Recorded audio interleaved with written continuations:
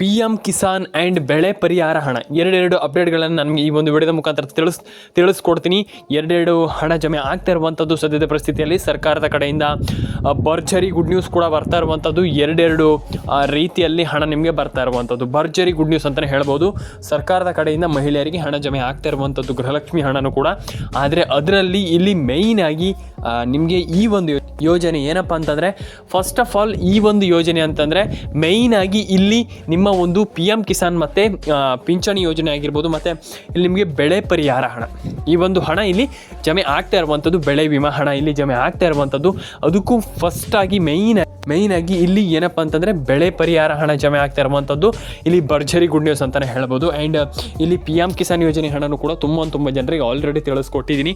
ಅದ್ರ ಬಗ್ಗೆನೂ ಕೂಡ ನಾನು ಹೇಳಿದ್ದೀನಿ, ಮತ್ತು ಪದೇ ಹೇಳುವಂಥದ್ದು ಏನಿಲ್ಲ. ಯಾಕಪ್ಪ ಅಂತಂದರೆ ಈಗ ಎಲ್ರಿಗೂ ಗೊತ್ತಿರುವಂಥ ವಿಚಾರ, ಅದ್ರ ಬಗ್ಗೆ ಮತ್ತು ಪುನಃ ಹೇಳುವಂಥದ್ದು ಏನಿಲ್ಲ. ಹಾಗಾಗಿ ನನ್ನ ಒಂದು ಮೇಯ್ನಾಗಿ ನನ್ನ ಒಂದು ಎಕ್ಸ್ಪೀರಿಯನ್ಸ್ ಮೇಲೆ ನಾನು ನಿಮಗೆ ತಿಳಿಸ್ಕೊಡ್ತೀನಿ ಏನು ಕತೆ, ಇಲ್ಲಿ ಸರ್ಕಾರ ಹಣ ಜಮೆ ಹಾಕುತ್ತಾ ಅಥವಾ ಹಾಕೋದಿಲ್ವ, ಏನು ಕತೆ ಅಂತ.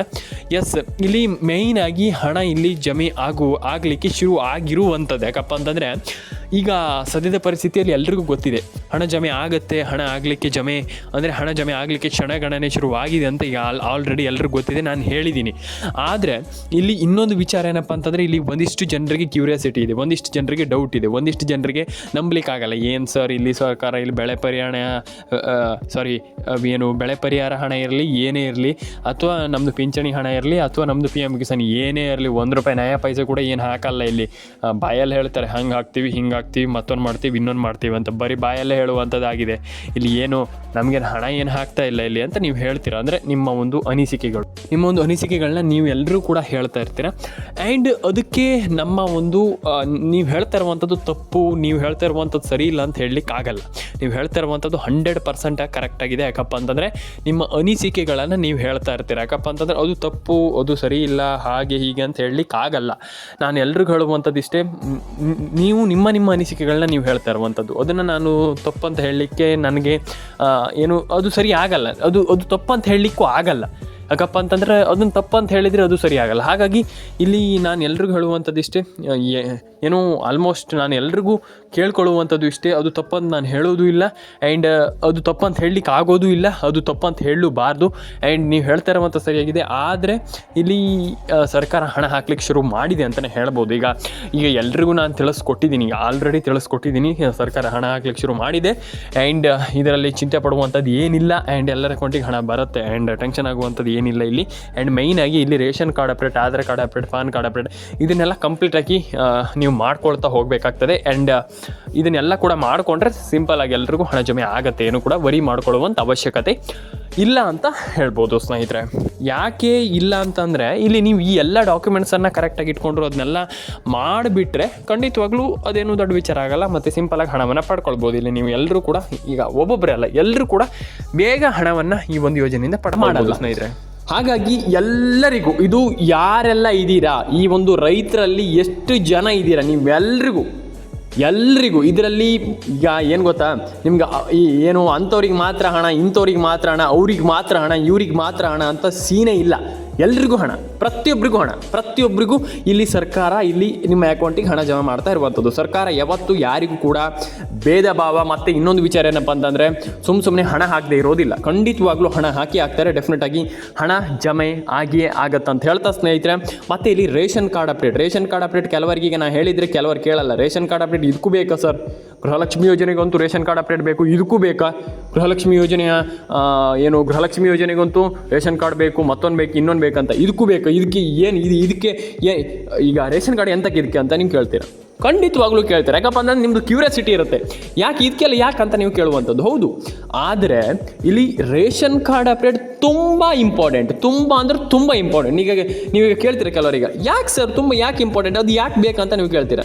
ಹೌದು, ರೇಷನ್ ಕಾರ್ಡ್ ಅಪ್ಡೇಟ್ ಬಗ್ಗೆ ನಿಮ್ಗೆ ಗೊತ್ತಿಲ್ಲ. ರೇಷನ್ ಕಾರ್ಡ್ ಅಪ್ಡೇಟೇ ಇಲ್ಲಿ ಗೃಹಲಕ್ಷ್ಮಿ ಯೋಜನೆ ಹಣ ಆಗಿರ್ಬೋದು, ಪ್ರತಿಯೊಂದಕ್ಕೂ ರೇಷನ್ ಕಾರ್ಡೇ ಬೇಕು. ಹೌದು, ಇಲ್ಲಿ ಕೆಲವರು ಕೇಳ್ತಿರೋವಾಗ ರೇಷನ್ ಕಾರ್ಡ್ ಯಾಕೆ ಸರ್ ಅಂತ. ಇಲ್ಲಿ ನಿಮಗೆ ಗೊತ್ತಿಲ್ಲ ರೇಷನ್ ಕಾರ್ಡಿಂದ ಎಷ್ಟು ಹೆಲ್ಪ್ ಇದೆ, ತುಂಬ ಜನರಿಗೆ ಎಷ್ಟು ಹೆಲ್ಪ್ ಆಗ್ತಾ ಇದೆ, ರೇಷನ್ ಕಾರ್ಡಿಂದ ಎಷ್ಟು ಜನ ಉದ್ಧಾರ ಆಗ್ತಾ ಇದ್ದಾರೆ ಅಂತ ನಿಮ್ಗೆ ಗೊತ್ತಿಲ್ಲ. ಹಾಗಾಗಿ ನಾನು ಹೇಳ್ತಾ ಇರುವಂಥದ್ದು ರೇಷನ್ ಕಾರ್ಡ್ ಅಪ್ಡೇಟ್ ತುಂಬ ಇಂಪಾರ್ಟೆಂಟು. ಹೊಸ ರೇಷನ್ ಕಾರ್ಡ್ ಅಪ್ಡೇಟನ್ನು ಮಾಡಿಸ್ಕೊಳ್ಳಿ.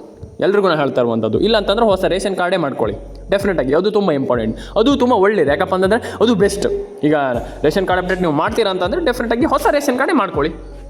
ಈಗ ಕೆಲವೊಂದು ಹಳೆ ರೇಷನ್ ಕಾರ್ಡ್ ಕ್ಯಾನ್ಸಲ್ ಆಗಿ ಹೋಗ್ತಾ ಇದೆ. ನಾನು ಅದೇ ಹೇಳ್ತಾ ಇರುವಂಥದ್ದು, ಕೆಲವರಿಗೆ ಹೇಳಿದ್ರೆ ಅರ್ಥ ಆಗಲ್ಲ. ನಾನು ಹೇಳ್ತಾ ಇದ್ದೀನಿ ನಿಮ್ಗೆ ಕೆಲವರಿಗೆ ಹೇಳಿದ್ರೆ ಅರ್ಥನೇ ಆಗಲ್ಲ. ರೇಷನ್ ಕಾರ್ಡ್ ಅಪ್ಡೇಟನ್ನು ಮಾಡಿಸ್ಕೊಳ್ಳಿ, ಆಧಾರ್ ಕಾರ್ಡ್ ಅಪ್ಡೇಟನ್ನು ಮಾಡಿಸ್ಕೊಳ್ಳಿ. ಏನು ಆಲ್ಮೋಸ್ಟ್ ನಾನು ಏನು ಹೇಳ್ತಿರೋದನ್ನೆಲ್ಲ ಕಂಪ್ಲೀಟಾಗಿ ಮಾಡಿಸ್ಕೊಳ್ಳಿ, ಡೆಫಿನೆಟಾಗಿ ಹಣ ಬರುತ್ತೆ. ಯಾಕೆ ಹಣ ಬರಲ್ಲ? ಈಗ ಕೆಲವರು ಹೇಳ್ತೇವೆ ಇವಾಗ ಈ ಹಣ ಬರಲ್ಲ, ಹಾಗೆ ಬರಲ್ಲ, ಹೀಗೆ ಬರಲ್ಲ. ಸೀನೇ ಇಲ್ಲ, ನಾನು ಎಲ್ರಿಗೆ ಹೇಳ್ತೀನಲ್ಲ ಕೇಳಿಸ್ಕೊಳ್ಳಿ, ಹಣ ಬಂದೇ ಬರುತ್ತೆ. ಯಾಕೆ ಹಣ ಬರಲ್ಲ? 90% ಜನ ಇಲ್ಲಿ ತಪ್ಪು ಮಾಡ್ತಾ ಇರುವಂಥದ್ದು. ಇಲ್ಲಿ ರೇಷನ್ ಕಾರ್ಡ್ ಅಪ್ಡೇಟ್ ಮಾಡ್ತಾ ಇಲ್ಲ, NCPA ಮ್ಯಾಪಿಂಗ್ ಮಾಡ್ತಾ ಇಲ್ಲ, EKYC ಮಾಡ್ತಾ ಇಲ್ಲ.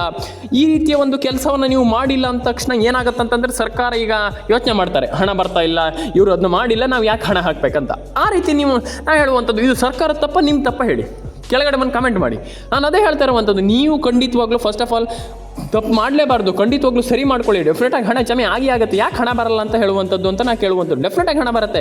ಈಗ ನಿಮ್ಗೆ ಹಣ ಬಂದಿಲ್ಲ ಅಂದ ತಕ್ಷಣ ಟೆನ್ಷನ್ ಆಗುವಂಥದ್ದು ಏನಿಲ್ಲ, ಅದು ನೆಕ್ಸ್ಟ್ ಟೈಮ್ ಬಂದೇ ಬರುತ್ತೆ. ನೀವು ಯಾಕೆ ಟೆನ್ಷನ್ ತಗೊಳ್ತೀರಾ? ಹಣ ಜಮೆ ಆಗಬೇಕಂತಂದ್ರೆ ನಾವು ಖಂಡಿತವಾಗ್ಲೂ ಕಂಪ್ಲೀಟಾಗಿ ಸರಿಯಾಗಿ ನಾವು ಅದಕ್ಕೆ ಇನ್ವಾಲ್ವ್ ಆಗಬೇಕಾಗ್ತದೆ. ನಾವು ಇನ್ವಾಲ್ವ್ ಅಂತಂದರೆ ನಾವು ಅದ್ರ ಬಗ್ಗೆ ಚಿಂತೆ ಮಾಡಿ ಅದನ್ನು ಸರಿ ಮಾಡಿಕೊಂಡು, ಏನಾದರೂ EKYC ಏನಾದರೂ ಒಂದಿಷ್ಟು ಕೆಲಸಗಳಿದ್ದರೆ ಅದನ್ನು ಸರಿ ಮಾಡಿಕೊಂಡು ಕಂಪ್ಲೀಟಾಗಿ ಕೆಲಸ ಮಾಡಿದರೆ ಡೆಫಿನೆಟಾಗಿ ಹಣ ಬರುತ್ತೆ. ನೀವು ಯಾಕೆ ಹಣ ಬರಲ್ಲ ಅಂತ ಹೇಳುವಂಥದ್ದು, ಡೆಫಿನೆಟಾಗಿ ಹಣ ಬರುತ್ತೆ.